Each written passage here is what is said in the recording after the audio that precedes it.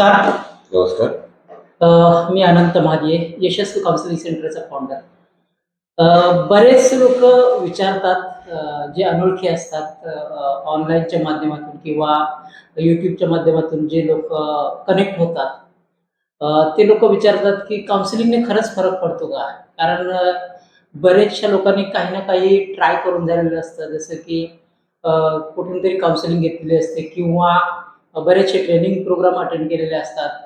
बरेचसे कोर्सेस केलेले असतात. अशा बऱ्याचशा गोष्टी केलेल्या असतात आणि त्यांचा जो अनुभव आहे, तो अनुभव एवढासा चांगला नसतो.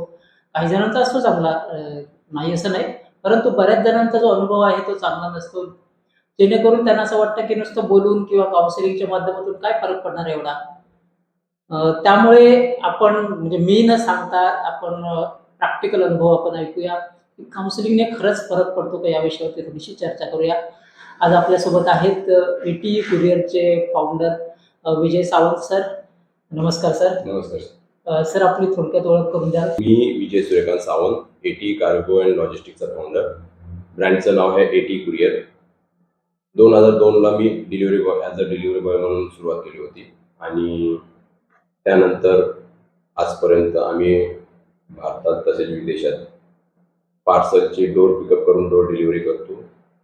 एक्सप्रेस डिलिव्हरी, आम्ही प्रीमियम प्रोडक्टमध्ये आहोत. एक्सप्रेस डिलिव्हरी देतो. तर अशा पद्धतीने आम्ही काम करतो. ओके, खूप छान, खूप छान. आज ज्या विषयावरती आपण डिस्कस करणार आहोत की काउन्सिलिंग बद्दलचं तुमचं मत काय, की काउन्सिलिंगने खरंच फरक पडतो का? तुमचा अनुभव काय सांगतो? जसं आपला साधारणतः वर्षभरापूर्वी आपण भेटलो होतो. तर त्याच्या आधीचं मत तुमचं आणि आत्ताचं मत काउन्सिलिंग बद्दलचं काय सांगतं? ऍक्च्युली हा प्रश्न जर तुम्ही मला 1 वर्ष आधी विचारला असता तर कदाचित मी नाही सांगितलं असतं. पण आता सांगेन होय, नक्की फरक पडतो. कारण का 1 वर्षापूर्वी जे काही मी होतो त्याच्यामध्ये आणि आतामध्ये म्हणजे अगदी 360 डिग्री फरक पडलेला आहे. आणि हे मी का सांगतोय कारण का त्याचे रिझल्ट दिसून येत आहेत. मी जेव्हा सुरुवात केली होती तर मी कुठेतरी एका म्हणजे एक अडकलो होतो कुठेतरी. बरोबर. म्हणजे पुढे जायचं याचे मार्ग सापडत नव्हते.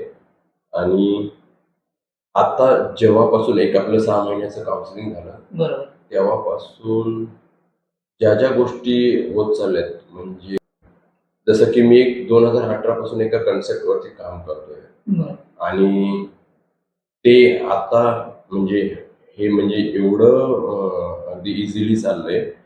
5 जानेवारी 2026ला मी त्याचं लॉन्चिंग करतोय. अरे वाह! खूप छान. हां. तर हा एवढा त्याचा इफेक्ट आहे हा काउन्सिलिंग. ऑलरेडी आपल्या YouTube चॅनलवरती आहे तुमच्या दोघांचा, तुमचा आणि मॅडमचा. परंतु ज्यांनी व्हिडिओ पाहिलेला नाहीये त्यांच्यासाठी तुमचं थोडंसं बॅकग्राऊंड सांगाल का? म्हणजे आधीपासूनचा अनुभव बिझनेसचा. ओके. 2002ला सुरुवात केल्यानंतर 2007 हा एक चांगला वर्ष होता आमच्या बिझनेससाठी आणि आम्ही ते अगदी रॉकेटसारखं चालला होता आमचा बिझनेस. फुल फ्लेशमध्ये चालला होता. आणि त्यानंतर 2009ला डाऊन ट्रेंड सुरू झाला. 2009 ते 2024. 2024 पर्यंत आम्ही तिथेच फिरत होतो. म्हणजे बिझनेस तर करत होतो पण प्रॉफिटेबल नाही. पण 2024 नंतर तुम्ही भेटलात आणि नक्की त्याच्यामध्ये असे बदल झाले की 360 डिग्री त्याच्यामध्ये चेंज झालेले आहेत. म्हणजे थोडक्यात सांगू शकता का काय काय बदल झाले?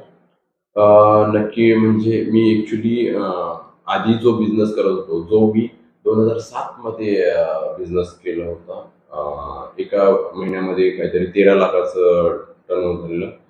तेव्हा हायेस्ट. हां. तुमच्या किती ब्रांचेस होत्या तेव्हा? 11 ब्रांचेस होत्या. 11 ब्रांचेस. हां, 11 ब्रांचेस होत्या. साधारणतः स्टाफ किती होता तेव्हा? 70 स्टाफ होता. 70 स्टाफ. होय.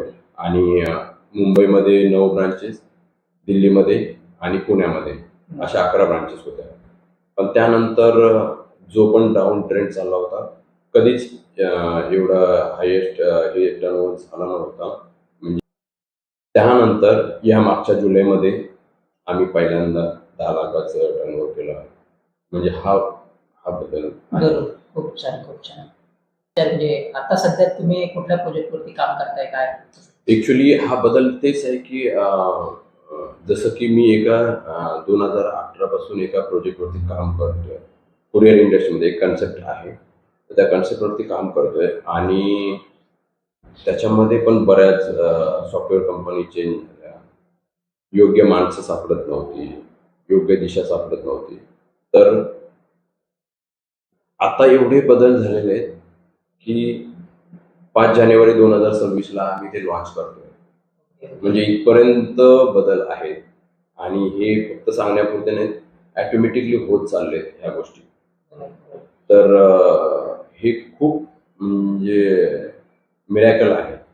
काय चालू करणार त्याबद्दल आम्हाला सुद्धा उत्सुकता आहे. नक्कीच. ते सांगू शकता थोडक्यात? 5 जानेवारीला समजेल. कुरिअर इंडस्ट्रीमध्येच एक म्हणजे अ, ग्राहकांच्या समस्या, डिलिव्हरी बॉय, मी स्वतः डिलिव्हरी बॉय होतो, तर त्या डिलिव्हरी बॉयच्या समस्या. मी स्वतः फ्रँचायझी बिझनेस, छोटा बिझनेस केलेला आहे, तर त्या बिझनेसमॅनच्या समस्या, ह्या सगळ्या गोष्टींच्या समस्या घेऊन आम्ही ते एक कन्सेप्ट लॉन्च करतोय. ओके. खूप छान, खूप छान. सर तुमच्या या प्रोजेक्टसाठी माझ्याकडून सुद्धा आपल्या यशस्वी काउन्सिलिंग सेंटरकडून आणि आपल्या प्रेक्षकांकडून सुद्धा शुभेच्छा. थँक्यू.